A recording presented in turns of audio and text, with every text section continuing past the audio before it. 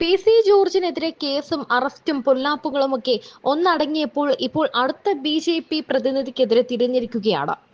അതെ, ഇപ്പോൾ ഉന്നം വയ്ക്കുന്നത് ശോഭാ സുരേന്ദ്രനെയാണ്.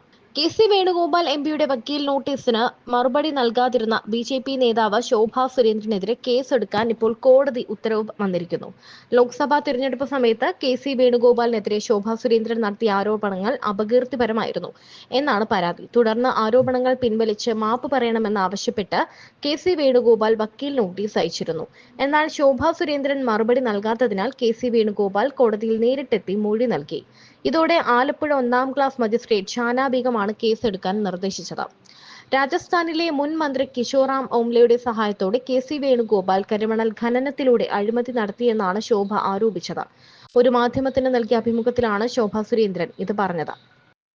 സംഭവത്തിൽ ആലപ്പുഴ സൗത്ത് പോലീസ് സ്റ്റേഷനിൽ കെ.സി. വേണുഗോപാൽ ശോഭാ സുരേന്ദ്രനെതിരെ പരാതി നൽകിയിരുന്നു. Advocate Mathew Kuzhalnadan, advocate R. Sanalkumar, advocate K. Lali Joseph എന്നിവർ വഴിയാണ് കെ.സി. വേണുഗോപാൽ ഹർജി നൽകിയത്. പാർലമെന്റ് തിരഞ്ഞെടുപ്പ് സമയത്ത് സത്യത്തിന്റെ കണിക പോലുമില്ലാത്ത അടിസ്ഥാനരഹിതമായ ആരോപണം ഉന്നയിച്ച് അപകീർത്തിപ്പെടുത്തുകയെന്ന ഉദ്ദേശത്തോടെ ശോഭാ സുരേന്ദ്രൻ ഒരു മാധ്യമത്തിന് അഭിമുഖം നൽകി എന്നാണ് കെ.സി. വേണുഗോപാലിന്റെ പരാതി. ഇക്കാര്യം ഉന്നയിച്ച് മാനനഷ്ട കേസുമായി കോടതിയെ സമീപിക്കുകയായിരുന്നു എം.പി. പൊതുസമൂഹത്തിൽ വ്യക്തിഹത്യ നടത്താനും ആശയക്കുഴപ്പം സൃഷ്ടിക്കാനും ശോഭാ സുരേന്ദ്രൻ ബോധപൂർവം ശ്രമിച്ചെന്നും നുണകൾ പിൻവലിച്ച് മാപ്പ് പറയണമെന്നും ആവശ്യപ്പെട്ട് കെ.സി. വേണുഗോപാൽ വക്കീൽ നോട്ടീസ് അയച്ചിരുന്നു. എന്നാൽ നിശ്ചിത ദിവസത്തിനുള്ളിൽ മാപ്പ് പറയാൻ തയ്യാറാകാതിരുന്നതോടെയാണ് ആലപ്പുഴ 1-ാം ക്ലാസ് മജിസ്ട്രേറ്റ് കോടതിയിൽ വേണുഗോപാൽ ഹർജി ഫയൽ ചെയ്തത്. ഇത് പരിഗണിച്ചാണ് കേസെടുക്കാൻ കോടതി ഉത്തരവിട്ടത്. കോൺഗ്രസ് എം.എൽ.എമാരായ മാത്യു കുഴൽനാടൻ, ആർ. സനൽകുമാർ, അഡ്വക്കേറ്റ് ലാലി ജോസഫ് എന്നിവർ മുഖേനയാണ് കെ.സി. വേണുഗോപാൽ കോടതിയെ സമീപിച്ചത്. ഒരുവിധ തെളിവിന്റെയും പിൻബലമില്ലാതെ ശോഭാ സുരേന്ദ്രൻ തുടർച്ചയായി കെ.സി. വേണുഗോപാലിനെതിരെ ആരോപണം ഉന്നയിച്ചതിനെതിരെയാണ് ക്രിമിനൽ നടപടി പ്രകാരം മാനനഷ്ട കേസ് ഫയൽ ചെയ്തത്. എന്നാൽ ഇപ്പോൾ പി.സി. ജോർജിന് പിന്നാലെ ശോഭാ സുരേന്ദ്രനെതിരെയും ഇങ്ങനെയൊരു നീക്കം നടന്നതോടെ കേന്ദ്രത്തിൽ നിന്നും, അതായത് ഡൽഹിയിൽ നിന്നും ഇപ്പോൾ നേരിട്ട് വിളി വന്നിരിക്കുകയാണ്.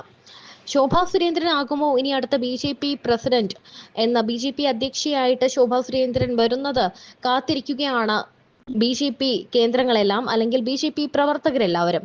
എന്നാൽ ഈ നീക്കത്തിന് തടയിടാനാണോ ശോഭാ സുരേന്ദ്രനെതിരെ ഇപ്പോൾ ഇങ്ങനെയൊരു കോടതി കേസ് എന്നാണ് എല്ലാവരുടെയും ചോദ്യം. അങ്ങനെയാണെങ്കിൽ തന്നെയും ശോഭാ സുരേന്ദ്രനെ കേന്ദ്രത്തിലേക്ക് കൊണ്ടുപോകാൻ നരേന്ദ്രമോദിയും അമിത്ഷായും എപ്പോഴേ തയ്യാറായി കഴിഞ്ഞു എന്നതാണ് സത്യം. ആലപ്പുഴയിലെ ശോഭാ സുരേന്ദ്രന്റെ പ്രകടനം, ഇലക്ഷൻ സമയത്തുള്ള പ്രവർത്തനം കണ്ടിട്ട് ശോഭാ സുരേന്ദ്രനെ അഭിനന്ദിച്ചവരാണ് കേന്ദ്ര നേതൃത്വം. ബി.ജെ.പിയിലെ ഏറ്റവും ശക്തിയായ ഒരു പെൺപുലി എന്ന് തന്നെ ശോഭാ സുരേന്ദ്രനെ പറയാനും സാധിക്കും. ഇങ്ങനെ ഒരു നേതാവിനെതിരെ ഇനി എന്ത് കേസ് വന്നാലും അത് ഗുണം ചെയ്യുകയുള്ളൂ എന്ന് കേന്ദ്രത്തിനും അറിയാം. അതുമാത്രമല്ല, സ്ത്രീ ശക്തി എന്നൊരു കാര്യത്തിൽ, നാരീശക്തിയിൽ വിശ്വസിക്കുന്ന പ്രധാനമന്ത്രി നരേന്ദ്രമോദി ശോഭാ സുരേന്ദ്രനെ ഏത് വിധേനയും സംരക്ഷിക്കും എന്ന കാര്യത്തിലും സംശയം വേണ്ട.